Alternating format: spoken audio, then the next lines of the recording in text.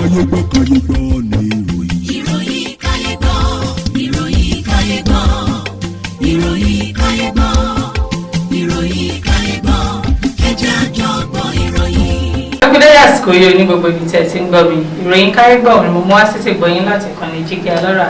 Orúkọ mi ni Olúwafúnmiláyọ̀ Adéṣẹ́wọ́. Ṣáájú ẹgbẹ́ kókó tó wà nínú ìròyìn yìí, wọ́n tẹ àwọn mẹ́rin pa ní ìpínlẹ̀ Bauchi níbi tí wọ́n ti ń pín nǹkan fún wọn. Ọkùnrin kan ti wà ní Agodo àwọn ọlọ́pàá lórí ẹ̀sùn pé ó gún ọ̀rẹ́ rẹ̀ pa. Wọ́n gún ọkùnrin kan ní ìpínlẹ̀ Ògùn lórí gbèsè tí ó jẹ. Àwọn ọlọ́pàá ti mú àwọn afurasí ẹlẹ́gbẹ́ òkùnkùn mẹ́fà ní ìpínlẹ̀ Ọ̀ṣun. Ọ̀pọ̀ ènìyàn ló pàdánù ẹ̀mí wọn níbi ìjàmbá tó wáyé láàárín àwọn ọ̀dọ́ ní ìpínlẹ̀ Plateau látàrí ìjà ilẹ̀. Kí n tó tẹ̀síwájú nínú ìròyìn yìí, ẹ jẹ́ kí a dókè lọ́hùn fún ìpolówó ọjà. Tẹlifíṣàn kan àrà ọ̀tọ̀ tí aráyé fẹ́.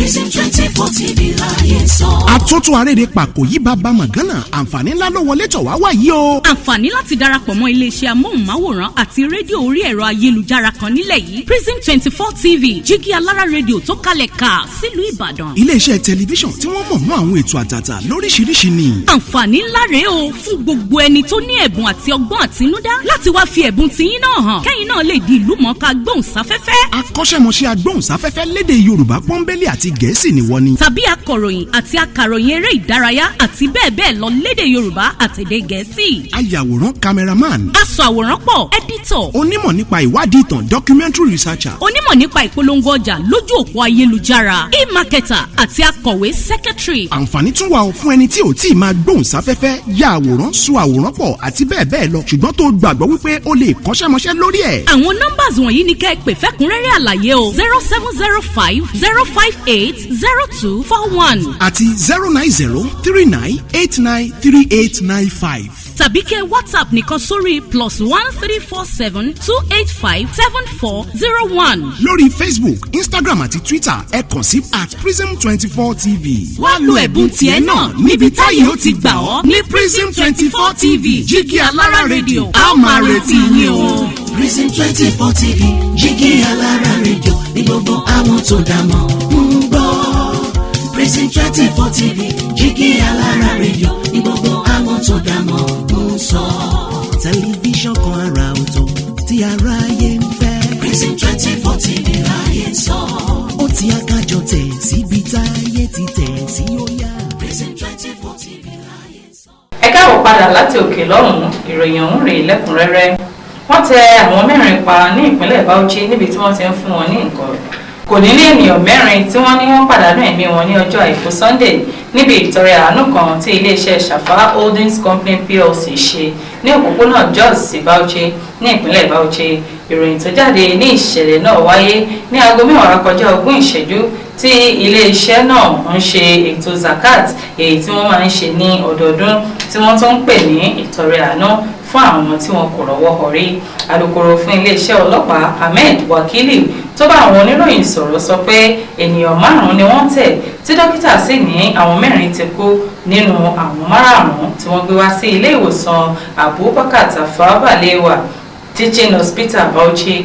Ó wá rọ àwọn ẹlẹ́yinjú àánú tí ó máa ń ṣe ìtọrẹ láti máa pe àwọn alábàáṣiṣẹ́pọ̀ tira pàápàá àwọn ọlọ́pàá tí wọ́n bá fẹ́ náwó rẹ̀ láti lè bá wọn mójútó àwọn èrò. Ọkùnrin kan ti wà ní Agodo àwọn ọlọ́pàá lórí ẹ̀sùn pé ó gún ọ̀rẹ́ rẹ̀ pa.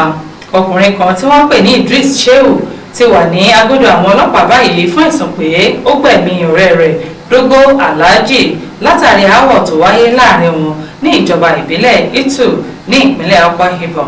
Ìṣẹ̀lẹ̀ náà ló wáyé ní ọjọ́ 6 oṣù kejì ọdún 2024 nígbà tí wọ́n fojú rinjú pẹ̀lú alukoro fún iléeṣẹ́ ọlọ́pàá ní ìpínlẹ̀ náà Odiko Magdan. Ó fìdí ìṣẹ̀lẹ̀ náà múlẹ̀. Ó ní afurasí náà ló ṣá olóògbé náà ní àdá tó sì ju òkú rẹ̀ sínú odò. Magdan wá ní nígbà tí àwọn ń ṣiṣẹ́ ìwádìí àwọn afurasí náà jẹ́wọ́ pé lóòótọ́ ni òun ṣe ẹ̀ṣẹ̀ náà. Lẹ́yìn èyí ni ó wá mú dá àwọn olùgbé ìpínlẹ̀ náà lójú pé àwọn yóò mójú afurasí náà bá ilé ẹjọ́ tí àwọn yóò sì mú ètò ààbò ní ìpínlẹ̀ náà lókùnkúndùn. Wọ́n gún ọkùnrin kan pa ní ìpínlẹ̀ Ògùn lórí gbèsè tí ó jẹ. Ọkùnrin kan tí wọ́n pè ní Rẹ̀mí ni wọ́n ní wọ́n gún pa lórí aáwọ̀ tó wáyé láàrin rẹ̀ àti àwọn kan ní agbègbè rẹ̀ ní Ìjẹun Tuntun ní ìjọba ìbílẹ̀ Abẹ́òkúta South ní ìpínlẹ̀ Ògùn.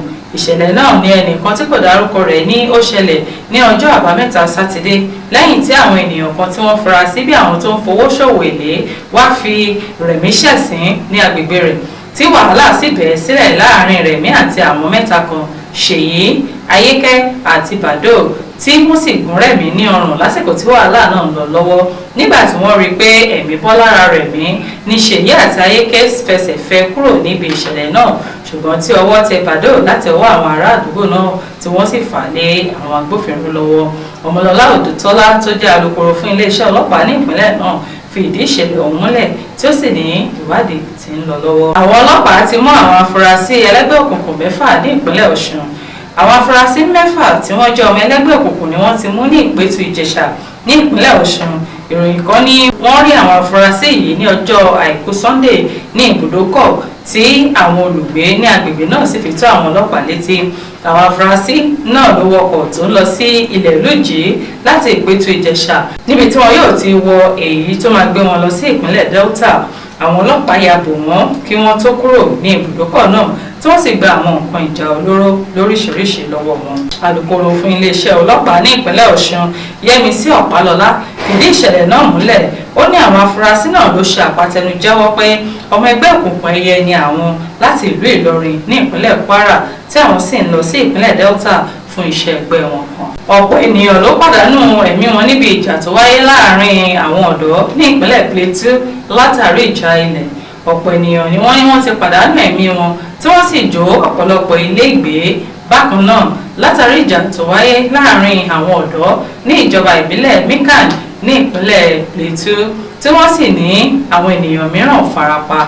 Ní ọjọ́ àbámẹ́ta sátidé ní ìjà náà bẹ̀rẹ̀ láàrin àwọn ọ̀dọ́ Taro àti Mọ́tọ́lá ní agbègbè náà tí wọ́n sì já wọ ọjọ́ Àìkú Sunday. Kọmíṣánná fún ètò ìròyìn Musa Ashnan fìdí ìṣẹ̀lẹ̀ náà múlẹ̀ fún àwọn oníròyìn ní Jos ní ọjọ́ Àìkú Sunday. Kọmíṣánná náà ló ní ìjà náà wáyé látàrí ọ̀rọ̀ ilẹ̀ tí àwọn ọlọ́pàá láti Mikan ti pẹ̀tù sí aáwọ̀ náà tí ohun gbogbo sì ti ní ìyanjú tí wọ́n sì fi hàn wọ́n ìdí tí ó ṣe yẹ kí wọ́n gba àlàáfíà láàyè ní agbègbè wọn. Oníjọba ìlọ lórí ìròyìn Kayegbo fún ti tòní.